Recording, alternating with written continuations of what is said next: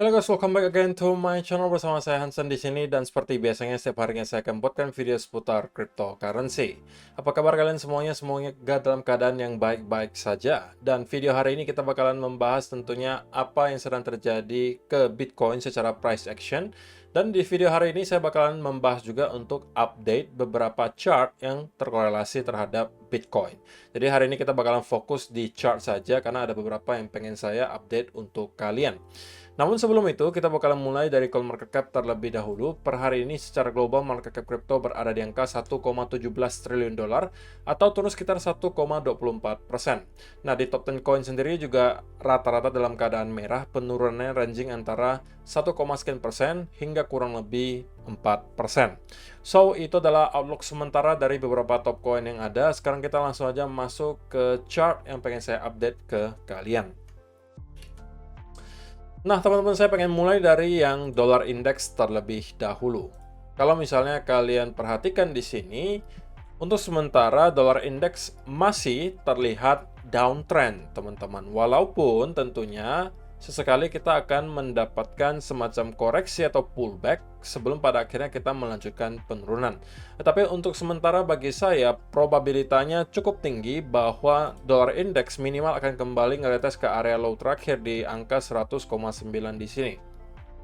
Oke, jika kita perhatikan di time frame yang kecil, maka belum ada alasan bagi kita untuk mengatakan kita akan kembali reverse ke atas. Atau mungkin kembali ke sekitaran area 105 di sini. Bagi saya, yang kita lihat sekarang hanya sebuah pullback.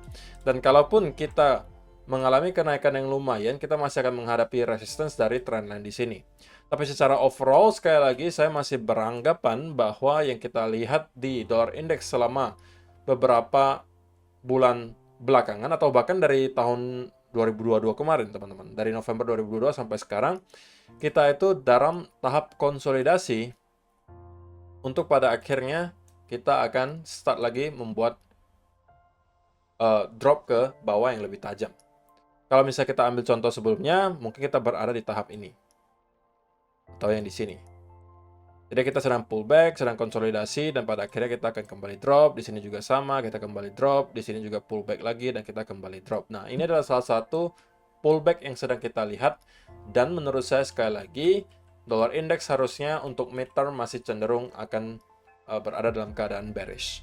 Tentunya harapan kita kalau misalnya kita mau melihat stock market itu rally dan juga Bitcoin secara overall juga performanya baik, adalah jika sampai dolar indeks mampu jebol di bawah area krusial di sini, di angka 100. Kalau kita mampu melihat daily chart closing di bawah area ini, bagi saya itu sudah pertanda yang sangat besar bahwa kemungkinan kita akan melihat dolar indeks mengalami drop yang lebih signifikan dan mungkin akan menargetkan beberapa area support berikutnya yang harusnya pertama terdekat di sekitaran 96 sampai 97%, yang kedua nanti sudah akan ada di sekitaran area 91 untuk dolar indeks. Oke.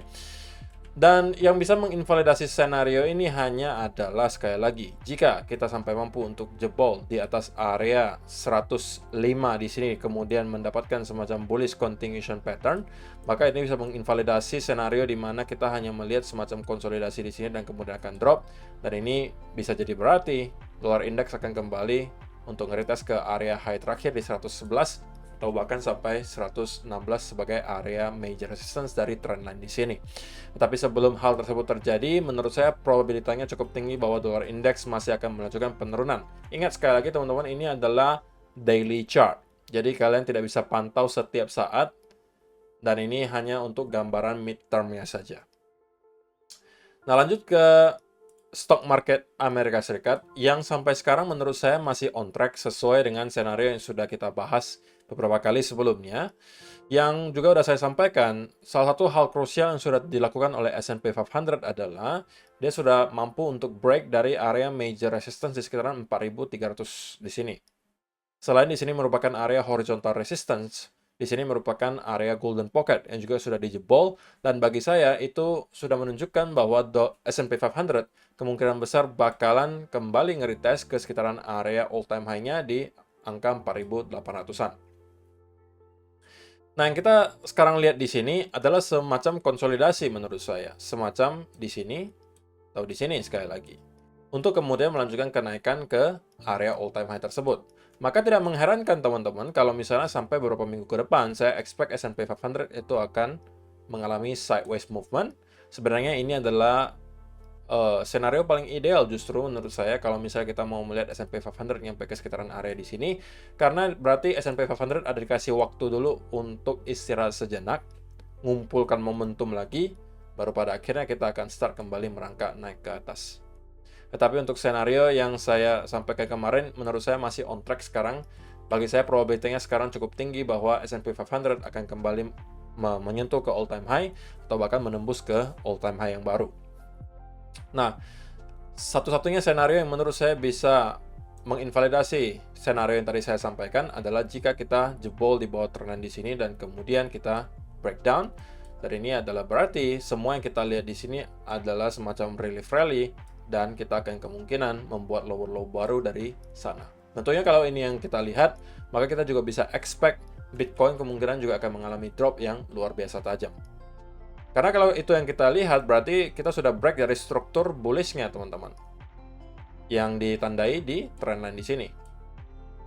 High, mengikuti trendline. Kalau misalnya ini kita jebol, berarti kita sudah jebol dari struktur bullish-nya, dan itu sudah dikasih clue oleh market bahwa kita sepertinya akan membuat lower low yang baru.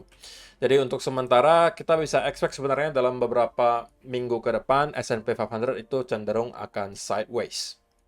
Tetapi bukan berarti Bitcoin juga harus melakukan hal yang sama ya teman-teman. Karena kalian perlu ingat sebenarnya S&P 500 ini sudah mengalami rally yang lumayan banget loh. Dari bulan berapa kemarin? Dari bulan Oktober 2022 sampai sekarang itu sudah kenaikan kurang lebih 27%.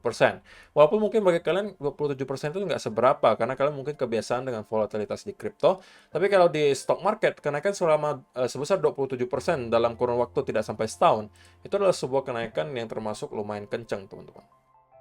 Jadi akan sangat make sense kalau kita mendapatkan semacam pullback terlebih dahulu. Nah, kalau misalnya kita melihat orang-orang mulai start taking profit di S&P 500 dan juga Nasdaq misalnya, kita juga bisa berasumsi bahwa sebagian uang yang mereka ambil, yang mungkin mereka jual stocks-nya, itu bisa aja kemudian disalurkan ke kripto. Dan itu harusnya bisa menjadi berita baik gitu ya untuk kita-kita yang merupakan investor cryptocurrency. Nah, untuk sementara kalau misalnya untuk Bitcoin-nya sendiri sebenarnya tidak banyak perubahan yang bisa saya sampaikan. Senarionya masih sama dengan yang saya sampaikan kemarin, bahwa memang saya expect kita akan mendapatkan semacam konsolidasi selama beberapa hari di sini. Dan kita sudah mulai konsolidasinya di kemarin. Sekali lagi, contoh sebelumnya yang juga kita melihat hal yang serupa adalah di sini, di mana kita membuat retest ke area high terakhir dan kemudian terkonsolidasi selama 3 hari. Di sini juga sama, kita ngeretest ke area lower high terakhir dan kemudian kita mendapatkan konsolidasi selama beberapa hari sebelum pada akhirnya kita break. Nah, kita juga kemungkinan berada di salah satu senario tersebut di mana kita sedang terkonsolidasi dan bagi saya chance-nya masih cukup kuat bahwa kita akan menembus dari area 31.000 di sini. Nah, tidak hanya karena kita melihat momentum di daily chart itu tidak menunjukkan sama sekali ada pelemahan momentum bullish, tapi kalau kita zoom in juga ke time frame yang lebih kecil, katakanlah di 1 hour chart, ya sebenarnya yang kita lihat di sini juga adalah sebuah konsolidasi juga berupa continuation pattern ya. Bullish continuation pattern yang walaupun kemungkinan masih belum terselesaikan di sini, kita masih bisa aja bermain di sekitaran range di sini dan kembali membentuk sebuah bull flag. Ini justru adalah kembali kesempatan bagi teman-teman yang mungkin kemarin belum sempat masuk di sini, atau mungkin belum sempat masuk di breakout di sini, atau juga belum sempat masuk di sini untuk sekali lagi mencoba masuk ke area long. Teman-teman jangan sampai terlalu agresif apabila kalian memang yang cenderung pengen melakukan short. Karena bagi saya untuk sementara, kalaupun kalian mau short, itu sebenarnya boleh-boleh saja kalau misalnya kalian dapatkan setup. Boleh gitu. Tapi saya tidak sarankan untuk di hold terlalu panjang.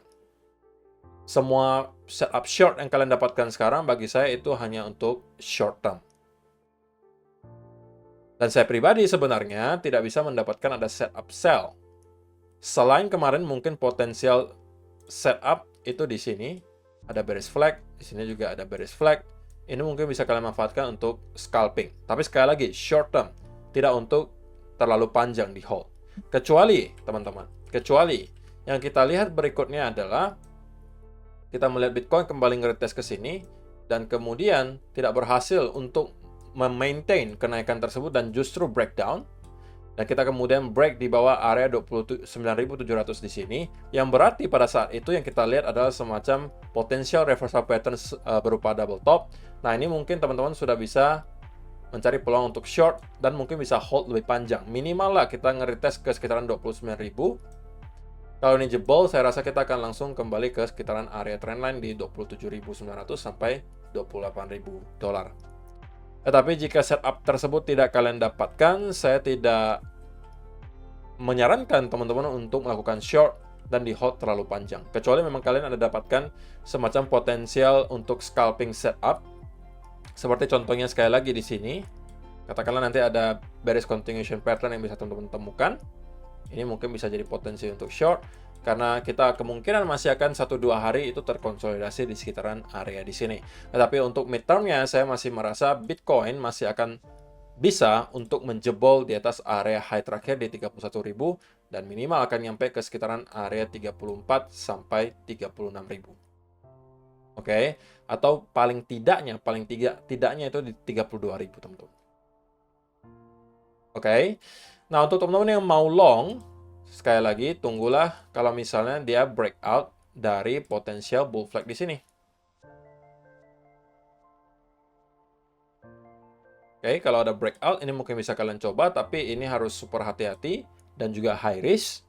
Jadi kalau misalnya kalian masuk di sini, pastikan kalian harus aware dan punya waktu untuk memantau market, karena kalau kita justru hanya membuat fake out dan kemudian kembali turun closing di bawah area ini, kalian harus secepatnya keluar dari trade tersebut. So, saya rasa penjelasannya cukup jelas ya untuk video hari ini. Terima kasih untuk kalian yang sudah menonton sampai selesai. See you in the next video. Bye-bye.